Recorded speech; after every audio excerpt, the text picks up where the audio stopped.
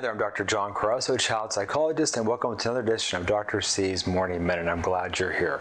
Today, I'd like to talk to you about something I'm sure you've read about.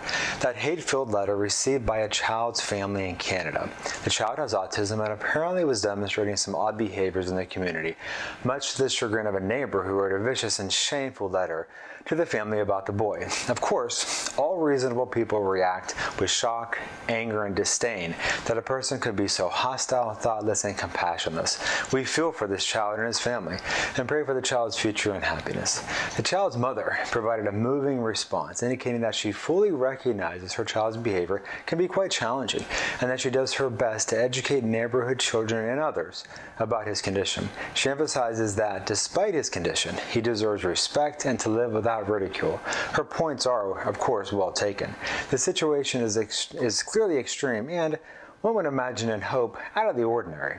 However, it reflects the all too common experience of parents of children with autism and children with autism. In that respect, how many parents have stories to share of glaring looks and rude remarks while their children face teasing, bullying, ridicule, and alienation?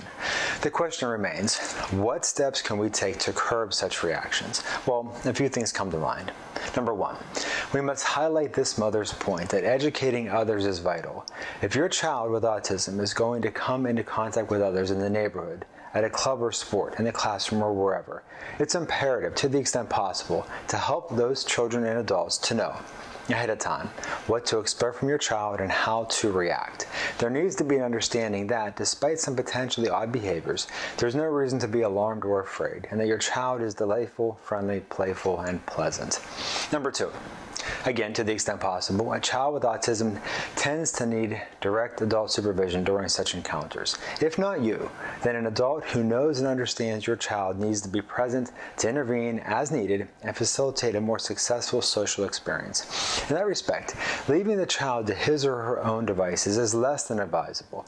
It can result in all sorts of problems and leaves your child vulnerable to being ridiculed and ostracized. Number three, we continue our unending quest to educate the public at large about autism, its characteristics and challenges. We spread the word that stereotypes are largely unfounded and only serve to foster prejudice. Clearly and unquestionably, the more the general public knows and understands, the better for children with autism and their families. In the meantime, we wish this child and his family nothing but the best and to live in peace and harmony in their community. We want the same for all those struggling with disabilities. So keep fighting the good fight. And while it sometimes may not feel like it, know that you have a multitude in your corner. God bless. Hope to see you next time here at Dr. C's Morning Minute.